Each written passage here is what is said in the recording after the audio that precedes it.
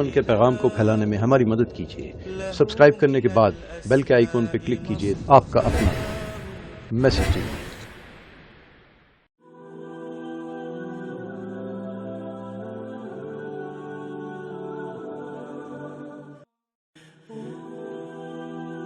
پاکستان کے صوبہ پنجاب کے شہر لاہور سے 40 کلومیٹر پر واقع ایک چھوٹا سا قصبہ رائے ونڈ دنیا بھر میں تبلیغی اجتماع کی وجہ سے معروف ہے۔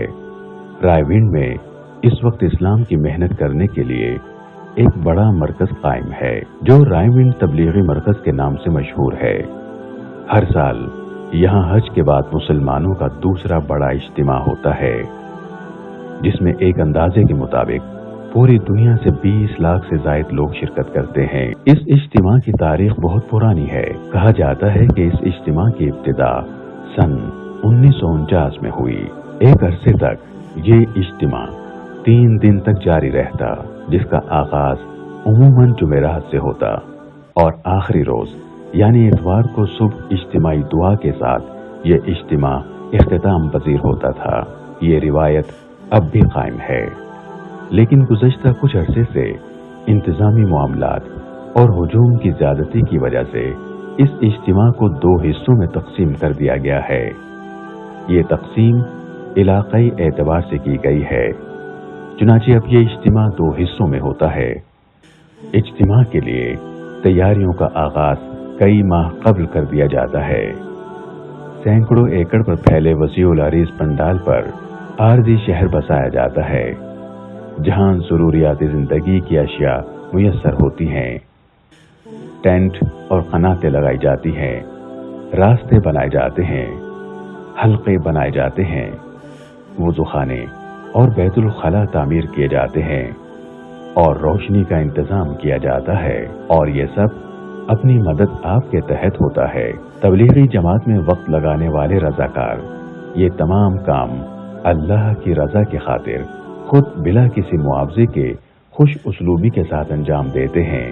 اجتماع سے پاکستان، ہندوستان، بنگلہ دیش اور دیگر ممالک سے آئے تبلیغی جماعت کے اکابرین خطاب کرتے ہیں، لیکن اس کا دلچسپ پہلو یہ ہے کہ کسی بھی بیان سے پہلے مقرر کے نام کا اعلان نہیں کیا جاتا، اور نہ ہی زیادہ تر لوگوں کو معلوم ہوتا ہے کہ اب کون بیان کرے گا۔ اس اجتماع کی ایک خصوصی انفرادیت یہ بھی ہے کہ اس میں تقریباً ہر مسلک و مکتبہ فکر سے تعلق رکھنے والے، زندگی کے ہر شعبے سے تعلق رکھنے والے عوام اور خواص سب ہی شریک ہوتے ہیں، اور اس کی شاید بڑی وجہ یہ ہے کہ اس اجتماع کو مسلک، مکتبہ فکر، جماعت سے مخصوص کرنے کے بجائے مسلمانوں کے اجتماع کے طور پر منعقد کیا جاتا ہے، جہاں بلا تفریق مسلک ہر خاص و عام شخص شریک ہوتا ہے۔ اجتماع کے بیانات کسی بھی طرح کی فرقہ واریت سے پاک ہوتے ہیں، جن میں لوگوں کو صرف اللہ اور اس کے رسول صلی اللہ علیہ وسلم کی جانب بلایا جاتا ہے۔ یہ محنت ایسا بننے کی ہے، ایسا بننے کے لیے مسلمان کو اجتماعی طور پر، امت کو اجتماعی طور پر اپنے فرض منصبی کی طرف جانا پڑے گا۔ اس کو دعوت کہتے ہیں۔ اس اجتماع میں بیانات کی ترتیب کچھ اس طرح سے ہوتی ہے۔ اجتماع کا آغاز جمعرات کو عصر کی نماز کی ادائیگی کے بعد مختصر بیان سے ہوتا ہے، پھر مغرب کے بعد تفصیلی بیان کیا جاتا ہے، جو اس دن کا آخری بیان بھی ہوتا ہے۔ بیان کے بعد عشاء کی نماز ادا کی جاتی ہے، اور اس کے بعد ہر حلقے میں انفرادی طور پر تعلیم کی جاتی ہے۔ یوں پہلا دن اختتام پذیر ہو جاتا ہے۔ اگلے روز یعنی جمعۃ المبارک کو فجر کی نماز کی ادائیگی کے بعد بیان ہوتا ہے، جس کے بعد ناشتے کا وقفہ دیا جاتا ہے، جس کے بعد جمعۃ المبارک کی نماز تک کوئی بیان نہیں ہوتا، بلکہ ہر حلقے میں انفرادی طور پر تعلیم کا سلسلہ چلتا رہتا ہے۔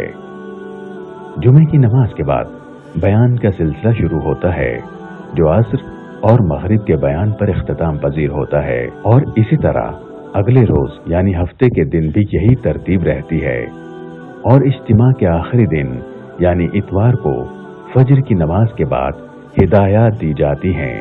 تو مشورے کے بعد اس سارے ساتھیوں کو بستی میں پھیلا دیا جائے.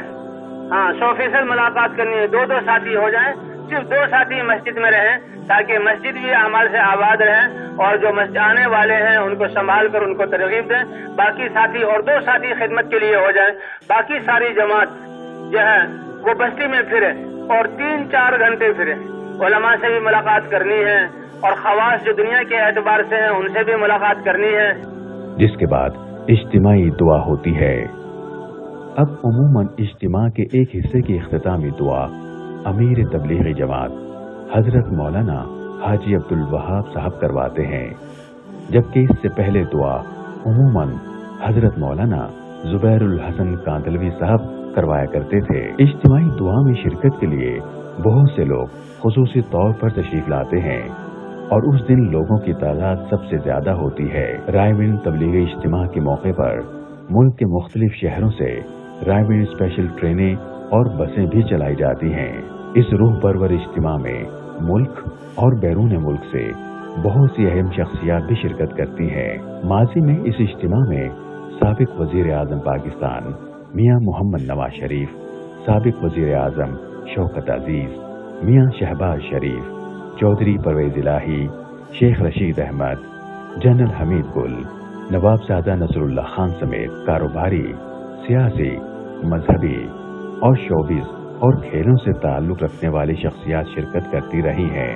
اس اجتماع میں غیر ملکی بھی بہت بڑی تعداد میں شرکت کرتے ہیں، جن کے لیے بیرون کا حلقہ قائم کیا جاتا ہے جہاں بیانات کا ترجمہ کیا جاتا ہے. تبلیغی جماعت کے اجتماع میں 3 دن تک فرزندان توحید کی تربیت کا اہتمام اور احکامات خداوندی اور سنت رسول صلی اللہ علیہ وسلم کی پیروی کی خصوصی تلقین کی جاتی ہے.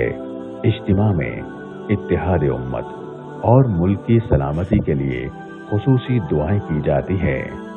شرکاء اپنی زندگیاں دین کے لیے وقف کرنے کے عزم کا اظہار کرتے ہیں، جبکہ پورے سال کے لیے تبلیغی جماعتیں تشکیل دی جاتی ہیں. اس موقع پر رقت انگیز مناظر بھی دیکھنے میں نظر آتے ہیں.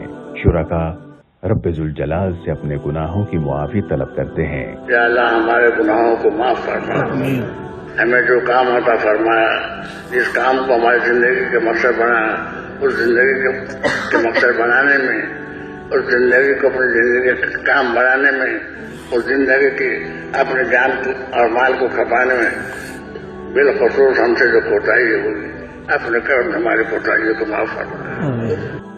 دعا کے بعد ہزاروں تشکیل شدہ جماعتیں دین اسلام کی تبلیغ کے لیے اندرون اور بیرون ملک روانہ ہو جاتی ہیں، جبکہ لاتعداد لوگ دین اسلام کی روشنی پھیلانے کے لیے اپنی زندگیاں وقف کرتے، جبکہ سینکڑوں لوگ تبلیغی جماعت کے ساتھ سے روزہ اور چلہ لگانے کے لیے اپنا نام درج کرواتے ہیں. اب ہمت کر کے اپنے اپنے ارادوں کو ظاہر کریں کہ اس کے لیے کون کون تیار ہے.